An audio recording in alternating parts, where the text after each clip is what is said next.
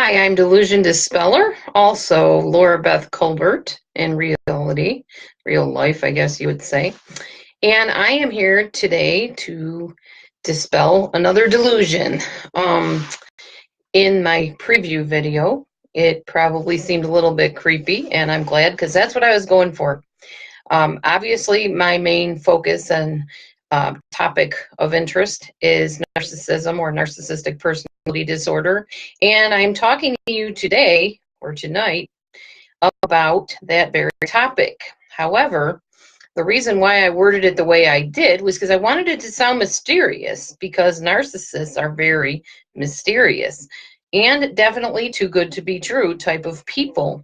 But I'm going to be talking to you about different types of these narcissists tonight. Not just your average narcissist, but certain types of narcissists. Now, I did mention in the preview that if you've met somebody that seems too good to be true, but it seems like something's there that you just can't quite figure out. There's something that's not right. You can't place your finger on it. We're going to talk about what that might be tonight, and maybe this will give you some insights into a relationship that you're in that you've been questioning. So, first of all, I want to tell you that somebody that is a narcissist, when you meet them, seem to want you to talk way more about yourself than they are of giving any information about themselves. So they're going to ask you a lot of questions like, oh, what are your interests? And tell me about your job. And, oh, you have children? What are their names? How old are they? They're going to ask very, very personal questions right up front, most of them. So you're going to feel like this person really wants to get to know you. And indeed they do, but not with the right motive in mind. So they're going to ask you every question they can about you. You are going to find out that it's very easy to talk with these people. They're very charming. They're very insightful. And they seem to know more about you than you know about yourself, interestingly enough. Why? Because as much as a narcissist is a pattern person, and you can kind of predict eventually what they're going to say and do based on just what we know about NPD, narcissistic personality disorder, also their people watching and their people studies form patterns for them to recognize a certain type of person as the ideal prey, the ideal victim for them to prey upon. So you're going to find out that the narcissist is very skilled at getting you to open up and give the information that they want to know about you, because later on they're going to use it against you. But you don't know it at this point. At this point, he or she just seemed like the most charming person on the earth. You've just never met anybody so engaging and interesting and fascinating. And even though they're really not telling you anything about themselves, it just feels good for you to talk about yourself, because it's a proven fact that most human beings on earth, their favorite topic is themselves. I can say I am guilty of that. My husband would vouch for that as well. I enjoy telling people about myself, my children, my lifestyle, my beliefs, my values. Really, who doesn't? Unless they're like super insecure or shy people. Not that that's a bad thing, but there's different personalities. And if you're the type of personality that isn't real outgoing, like an introvert, you might not want to do that. But most of the people I know and the people I hang around want to tell me all about what's going on with themselves. So when you meet somebody that's a narcissist, they can tell right away when they meet you if you're that type of person that just wants to share with someone about your story and the good things that are happening in your life, etc. And they are more than willing to listen, because this gives them eventual ammunition they can use to punish you later. So if they do tell you anything about themselves, it's generally in like a bragging tone, like all the wonderful accomplishments that they've made, or it's in a whiny tone or a complainy tone, like how nobody understands them and people just gave up on them and they just don't get them. And then when you sit and listen to them, and because you're a compassionate person, most likely, because those are the ones they tend to prey upon, they're going to feel like Well, they're going to say they feel like you are the best friend in the world. Oh, I never met anybody like you. You are so kind the way you listen to me, and I can tell you really care about me. Nobody's ever acted like that to me before, and I can tell we're going to have a really long, happy friendship, relationship, whatever. So they've already baited you. You don't know it. You just think this person thinks the world of you and really thinks you're a neat person. And after all, you are, because other people have told you you're a special person and you're kind and you're giving and sacrificial and compassionate and a great friend. So you're thinking, great, I just made another person happy.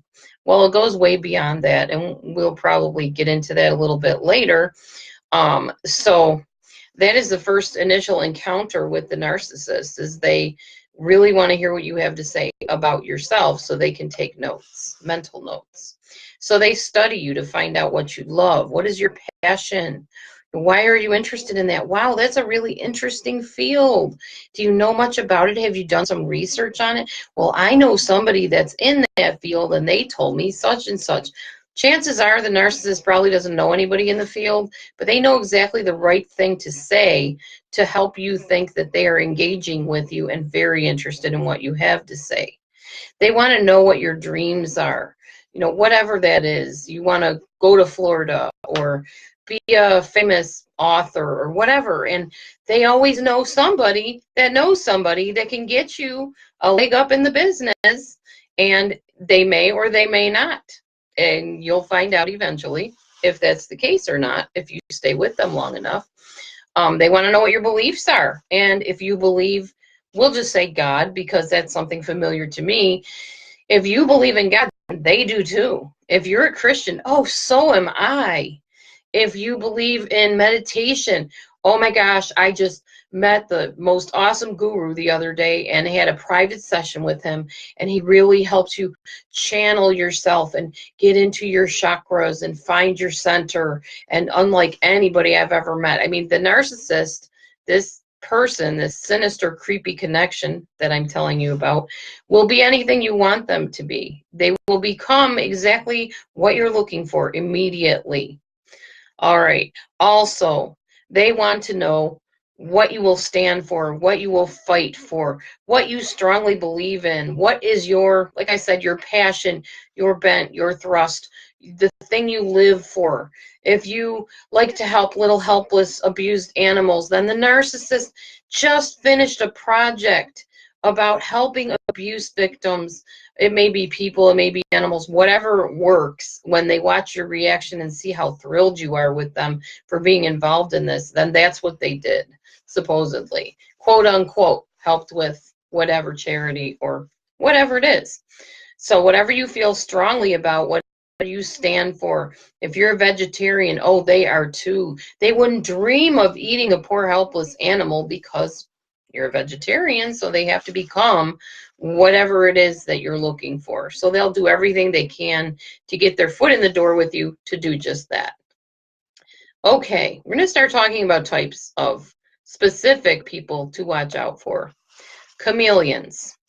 A chameleon is similar to what I just said. They will become whoever they need to be with you. They will become whatever it is you're into or interested in. Whoever you are wanting, that is them, including whatever Prince Charming, the richest man on earth. I don't know, whatever it is. Supposedly they have all this land somewhere and this mansion that is just waiting for you to move in with them so that you can live happily ever after with your white picket fence and your horses and whatever. They will be whatever that is that you want. They will come off as gentle if you tell them that you came out of an abuse relationship. Oh, I would never hurt you like that. Oh my gosh, that guy, what a creep. I can't believe he would do that to you. Or that woman, she's a real man eater. Oh my gosh, I'm just in it for the companionship and just to have a good time and go out, and I love romance and whatever it is they sense you need to hear, then that is what they will do. They will tell you exactly what you want to hear. If you are somebody that says, you know what, I really was in a relationship that moved way too fast, so I'm not looking for anything serious. Oh, no, they'll tell you. nope, this is not going to go too fast. I promise you, I totally relate to what you're saying. I feel the same exact way. Let's just keep it slow. Take it one step at a time. Let's just be friends, get to know each other, because we want to make sure, you know, this is the real deal. We don't want to get stuck with somebody like our past relationships where, you know, it didn't work out and they just threw us to the dogs and, you know, they just were not compatible. We want to make sure that this time is going to be it for us. So they will put the brakes on and move very, very slow. Or if you don't want to wait and you tell them, look, I am really looking for something serious here. I'm getting older. My time clock's running out. Then all of a sudden, oh yeah, I totally gotcha. I am in the same boat as you are, and I want a serious relationship, and I'm looking for somebody that is Mrs. Right or Mr. Right, and I won't settle for anything less than that. Well, there you go. All right. They will use the pie in the sky to suck you in. You know, someday, can you just imagine the two of us sitting on a park bench at our private pond with the ducks swimming by and the swans so beautiful, and they'll paint you this picture. I call it the picture this technique or tactic, and you will dream with them and they will dream with you and you will believe it because they will paint it as too good to be true. Someday, can you just imagine, just think your name up in lights. That's the one that was told to me because I do poetry. Oh, I know somebody that's an awesome author. They can get your poetry in this awesome, you know, big, thick book. I forget what they're called. There's a word for them, but you'll get in there. You'll get published right away. You will have people coming for your poetry and your stories that you write. And I know people that know people. Yes, that is another thing. And watch out for that because if they know people that know people, chances are they're making it up because most people don't know people that are that high up that can get you into every single thing that you've dreamed about, like this person is telling you they can do. They are just larger than life. That is part of who they are. Okay, looks like somebody is in here. I just want to stop real quick and say hello to whoever joined me here. Thank you for joining me. I'm going to write a comment. Can you just say hi back at me just so I know if my chat room is working today? I really appreciate that. I do welcome you in, pardon me. And this is Creepy Connections that I'm discussing right now. So hopefully you can see my comment and I will maybe see one of yours. That would be great. All right. Anyhow, if not, give me a thumbs up or something to let me know that you can see me and that you can hear me and everything as well. I will continue. All right. The next type of narcissist, dangerous, creepy connection is a Speedy Gonzalez. So like the little quick cartoon mouse, the narcissist of this type quickly tries to attach and commit to you. Before you know it, you are just on this roller coaster ride to paradise with this person. I just saw somebody comment. Just 1 minute. I'm still learning how to use this comment bar. So I'm going to see if it'll let me actually see what you're saying. That will be awesome. If not, then I will definitely comment after my broadcast. I do welcome everybody in. I'm trying to get my cousin to come in and help me with the whole chat thing because I'm very new at this. But anyway, let's continue. So you're on this roller coaster ride to paradise with Speedy Gonzalez, and he is, or she, is just in this big hurry to cement things. Let's make it solid. You know, I'm going to give you a ring, and I'm going to introduce you to my mother, and whatever they have to do to convince you that you are their one and only, they're going to move in, and they're going to move in quickly. Why? Because the narcissist does not like the work it takes to get a supply source, which is what you are, basically. They don't want to wait. Okay. I think I see somebody is here. Awesome. Okay, I can see that you're here. Thanks for letting me know. All right, so they want to attach you and attach quick and start things up and move right in there. And let's move in together. They will get engaged to you really quickly, propose marriage really quickly, and some will even marry you, interestingly enough. Whatever it takes to maintain their supply source, which we know, if you've been following my videos, are admiration, adoration, and even notoriety if it takes that. They will take whatever they can get, basically. All right, so that's the Speedy Gonzalez. Now, interesting thing about these types of people is they will demote your tormentors. What do I mean by that? People that you say have hurt you in the past. They'll say things like, "Oh, I can't believe he or she treated you that way. I would never. I'm here for you for the long haul. It's you and me forever, baby. You don't ever need to worry about that happening with me. I am nothing like that." They will charm you through writing you letters, texting you, calling you on the phone, giving you gifts, pouring out everything that they are supposedly to you and into the relationship. So you think that you have met your one and only. You have met Mr. Right or Mr. or Mrs. Right, and there is nobody else for you but this person. And they are just, like I said, larger than life, incredible. Now, the next thing is you need to remember that there are addictions and there are patterns involved with these type of relationships. Whether it's your addiction of trying to find that one person that adores you or their addiction trying to find their narcissistic supply, regardless, it is an addiction and it is an attachment type thing that forms called trauma bonding. And unfortunately, where we feel trauma bonded to somebody, narcissists do not feel trauma bonded to somebody. They just feel like, oh, darn, I don't have that resource anymore. I don't have her to use anymore to do my bidding. So I better go find somebody else. But they don't feel like that disconnection when things end with you because they never started a connection with you. They've only said the right things. They're great actors and actresses. That's one thing you need to realize about them. All right. The dewdrop in. That's the next type of narcissist. Narcissists tend to move in and out of relationships very quickly, never seeming to need time to heal after a breakup or starting a new relationship.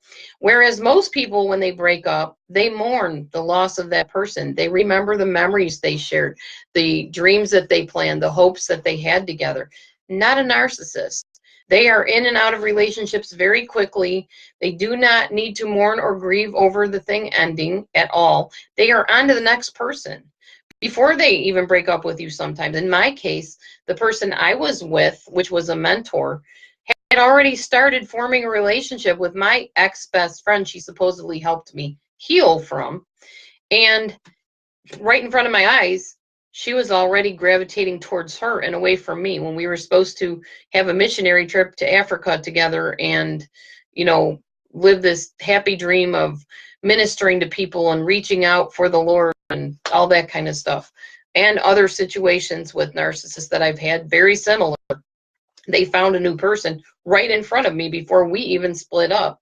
And then very shortly after that, we did split up and it was over just that quickly. And it was like a whirlwind hit me, or a tornado, I guess. And that's how it is with these types of people. They just do not connect like you do. They're not looking for connection.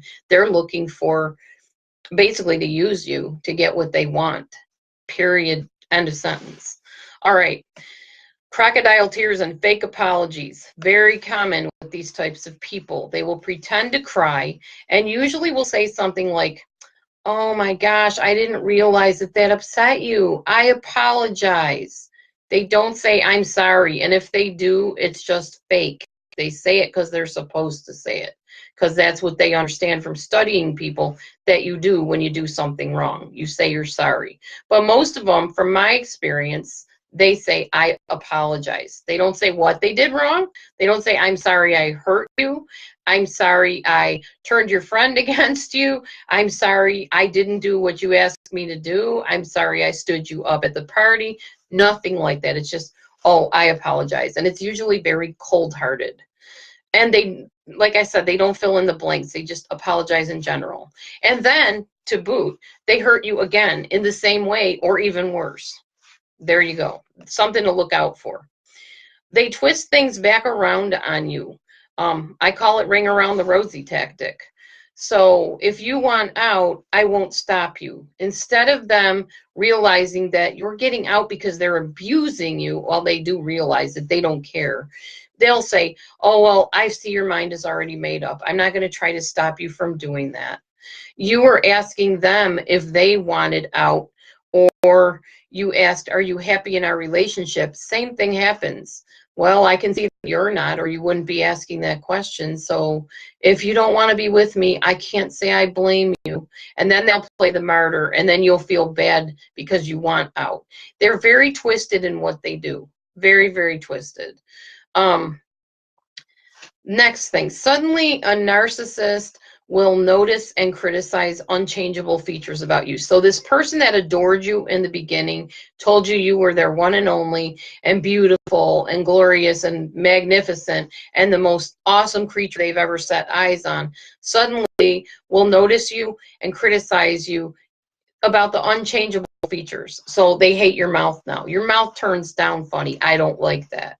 Or your eyes are the wrong color. Or you're getting fat. That's a big favorite of theirs, because if they can put you down for your body image, then they have you. Because most people that have issues with body image, if somebody comments on it, they know, narcissists know that it'll hit you in the heart and you'll feel awful, and then you'll feel guilty for that piece of cake you had, and they have you. They've caught you as their prey at that point.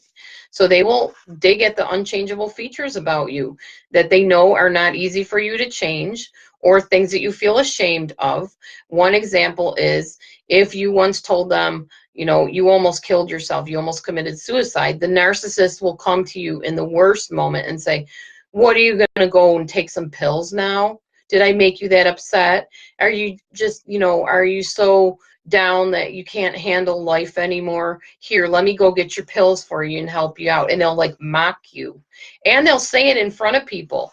Well, she just can't handle things, or he just, you know, he doesn't do well without his happy pills. So we're going to make sure we take him home and put him to bed by and give him some happy pills so that he can feel better. I mean, just really demoting, degrading, cruel, a downright cruel type of people. Denial floods like a river with a narcissist.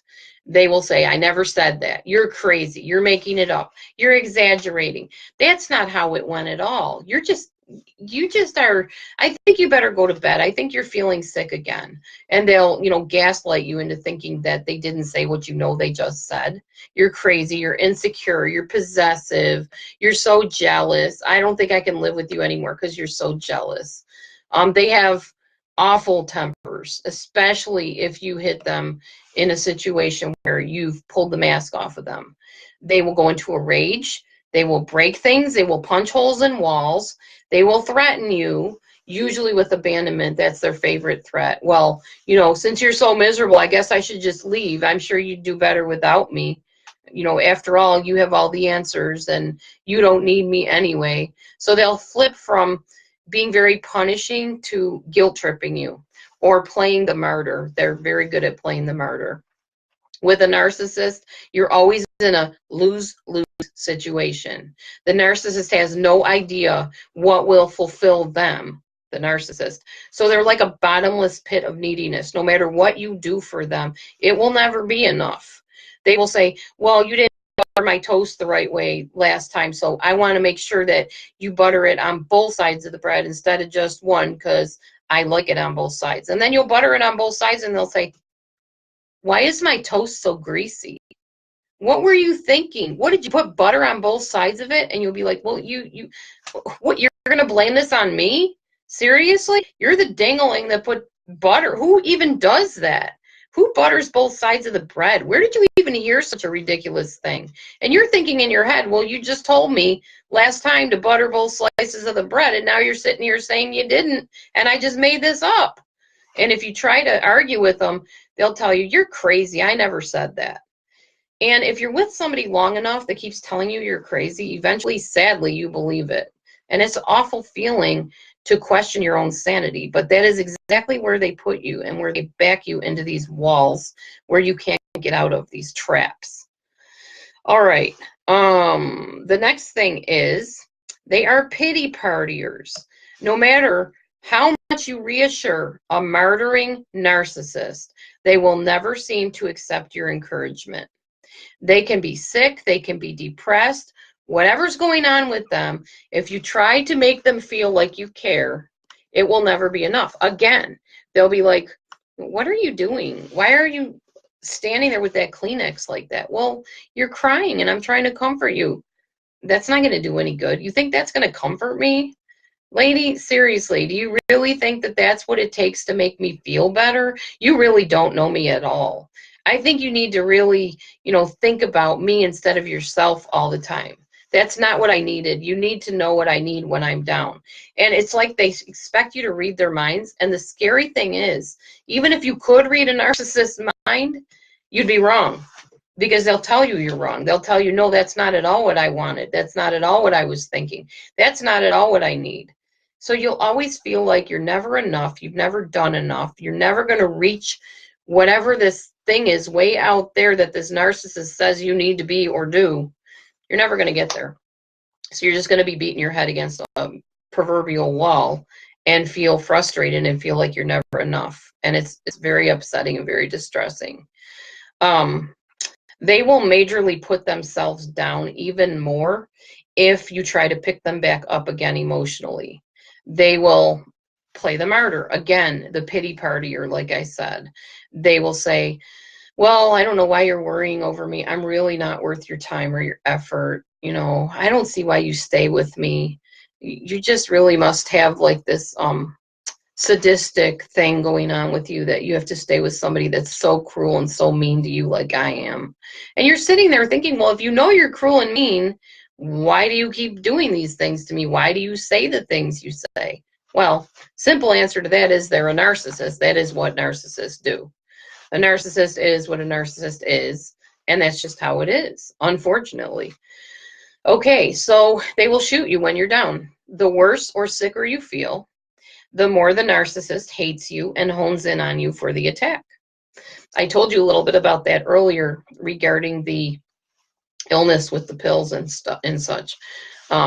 If they know that you are down and you can't get up, if they know that you are sick and not feeling good, that is when they will launch their worst attacks on you. They will demand that you take care of them. They will guilt trip you into feeling like, all you do is lay around. You're so lazy. And you'll be like, well, I'm sick. Well, you don't see me laying around when I'm sick. I go out to work. Why can't you go out to work? You may have a disease or something where you can't work. They don't care. They're just going to make you feel terrible and guilty anytime you take it easy or try to rest to recover from something. Jekyll Hyde, that's the other kind of narcissist. They're thrilled about your relationship originally, and then they're bummed and they don't want to be with you, etc. All of a sudden, this wonderful relationship we have, where we were hoping and dreaming, we were about to get married. See, I have this engagement ring on my finger. He proposed to me. We were going to get married. You don't understand. And then suddenly he just changed. He didn't want me anymore. Or she just left me at the altar. She fell for my best friend. She ran off with another woman. Whatever. Jekyll Hyde. When they are done with you, they're done with you. And there is absolutely nothing you can do. Now, the interesting thing about them being done with you is they never really are done. And I am fully convinced of this. With the wonderful invention of Facebook and cyber things and internet, all things internet, we can keep tabs on people by Facebook stalking or lurking about people's Facebook pages. Yes, they can block you to an extent, but a clever narcissist knows how to get around that. So I have every reason to believe the people in my life that were narcissists, they know where I'm at. They know what I'm talking about. They're lurking. And in fact, one of them even told me, even if anything ever happened to go wrong between us, just know that I'm only a breath away. I will be watching you. I will keep tabs on you the rest of your life. I will never be far away. And if you need me, all you have to do is write to me or call out to me and I'll be there. And indeed, I'm pretty sure this woman is still around watching my videos. So if you are, hi CJ, you know who you are. Anyways, so that's very common. Even if they ditch you and dump you and leave you, they're not gone forever. They may be gone from the initial situation. You might not ever be in a relationship with them again. And be glad of that, because if they do come back to you, it's not a good thing. They will just put you through more torment and more abuse, and you don't deserve that. You don't need that. Okay, so with the narcissist, they love you and her and her and her, or you and him and him and him. In other words, discarding is a thing that narcissists do. They discard, they devalue, they move on. It's just their way. Discarding is very painful to you because not only have you been left by a narcissist, but now the narcissist needs to rub your nose in it. Oh, you have to meet this person. I just want to introduce the two of you. You know how you and I did such and such? Well, this person does it so much better. I mean, wait till you meet them. You'll be amazed yourself how much better at this than you they are. I mean, they'll literally say that because remember, narcissists are tactless. They don't care that what they're saying, their comments hurt you. They literally don't. So they will drag you through the mud and just parade this person right in front of you and tell you how wonderful they are and how you never were anything close to how they were. They do this so much better. If you're a cook and you cooked like the most magnificent meals as far as the narcissist told you, now this person cooks so much better. Oh my gosh, you've got to taste their souffles. I mean, they put something in it that I don't think you even know about it. This recipe was just phenomenal. I've never tasted anything like it. It's nothing like anything we used to eat when I was with you. I mean, you'll just feel like 2 inches tall. Like, why are they doing this to me? This hurts. Or they'll say they kiss better than you did, or whatever it is. You know, we just had so much fun, and you and I never did that. So, you know, it's better this way. It's better that I just moved on and, you know, that you go find what makes you happy. And you're dying inside thinking, you make me happy. You are the person I wanted to be with, even though you really shouldn't because they're a narcissist. But if you are that type of person that attracted this person and you still love them or feel this attachment to them, you're going to wish they would, if they're so convinced that you deserve to be happy, that they will change and grow and work on their issues so that you can be happy with them.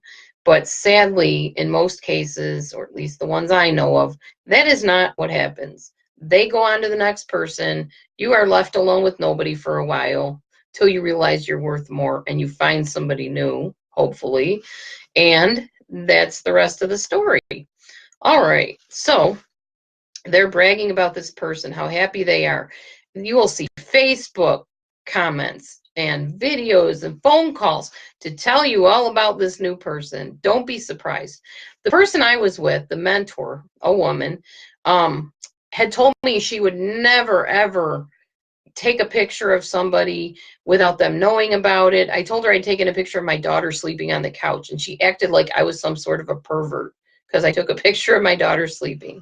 She told me she hated being in pictures. She didn't feel comfortable with me filming us together or having videos of her preaching or anything like that. But yet the first thing after she ditched me for my best friend, the first thing she did was come on Yahoo and tell me about all these pictures she took with her and this lady and started showing me, you know, pictures and videos that she did and whatever. And I'm like, wait a minute, you don't like being on video. You hate pictures. You got on me about it. Why all of a sudden is it okay?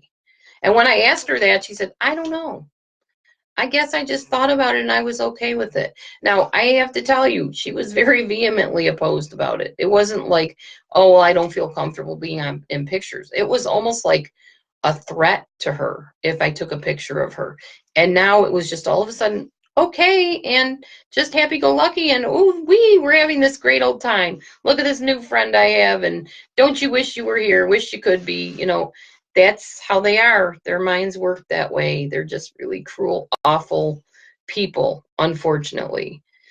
So, they will say things to you like, you blew it. You know, I was getting ready to propose to you. And if you had just stuck it out with me, you would have had a ring on your finger. Or we were getting ready to go on this wonderful trip, but remember that thing you said? Well, that just blew it. And I couldn't get past it. I couldn't get over it. And I just couldn't be with you anymore. And it always puts the blame on you. You are always seen as the guilty one, even though they made the decision to end it. That's the sad and painful reality of relationships with these creepy people. So, and they'll say, you know, I was just getting ready to move in with you. I had just talked to this landlord. I had a place all picked out for us, a new place. We were going to live together. But, you know, you had to go and blow it. You had to do that thing that you know I hate. You wore that outfit, and now I just can't be around you because it's triggering to me. It reminds me of my ex-wife or ex-husband, and I just can't be around that. And I told you, and I'm sorry it worked out this way, but oh well. Yeah, they do. They go there. So you need to know that these type of people recycle their supply sources. Why? Why do they just give up on you and quit without so much of a care in the world that they just broke your heart, ripped it out, and stomped on it in a zillion pieces, dashing all your hopes and your dreams and ending everything? Because they recycle their supply sources, it's less tiring for them than finding, grooming, love bombing a new uncertain person. You have to realize with a narcissist, they are people watchers and they are people studiers. Many of them are very good at psychology, I found out. Very, very crafty, intelligent people. And if they already have a supply source, there is no need for them to go and look elsewhere. They don't want to. It's tiring. It's really hard to get people to put their defenses down. Not everybody's going to be as gullible as another person. Some people are going to fight and realize what they're dealing with, and they're going to run the other way. So narcissist has to really be cunning, and that's really, really tiring for them. And the guilt that they feel for treating people the way that they do, that's even more of a reason to want to find a new person. So there you go. They don't want to find a new person. They want to just stick with the tried and true and not exhaust themselves in the pursuit of something new. Just how it is. Anyway, that is what I meant by creepy connections. If you are with somebody and it seems like it is too good to be true, chances are it is, especially with a narcissist. They are very good and very deceptive with the love bombing, with the empty promises, with the excuse making, the gaslighting, the bait and switch, the power posturing that they do, promising you the sun, moon, and stars. And then when you do exactly what they want, oh no, I never said I would do that for you. I don't know where you got that idea from. Oh, I gave the promotion to this person over here. That's very common. And when you see that, you need to really realize that you are worth so much more than being treated that way. That is a miserable, awful way to live, and you deserve better. You really seriously do. I'm still trying to see your comments because I would love to have a Q&A session. Unfortunately, the computer is not allowing me to see comments right now. I am going to read your comments. I see I have quite a few here, and I'm looking forward to reading them and responding after the program. So on that note, I'm going to conclude here, and hopefully if you are in a creepy connection, you will know now. You will definitely realize it, and you will be able to head on out of that connection. I just hope and pray that if you are in this situation, you can... Oh, hang on, guys. I think I did something wrong here. Just a minute. Like I said, I knew it. Sorry. Oh, my goodness. And I'm going to end here because I am not sure what on earth is going on with my computer. I do apologize. Hopefully I'll get the glitches ironed out. We were going good so far. But now I can't seem to see my screen to see what's going on. So I will end it there, and I will conclude, and hopefully we'll be able to comment on your comments when I see them after the live broadcast. Thanks for watching. I promise to keep working on these and get better and better at it. Thank you so much for your kind attention today, and I will talk to you soon next week with another live video. Have a wonderful evening, day, whatever it is there. Eyes wide open, moving forward. Hopefully you heard all this. I pray. Thank you so much for being here, and we will talk to you next time. Bye for now.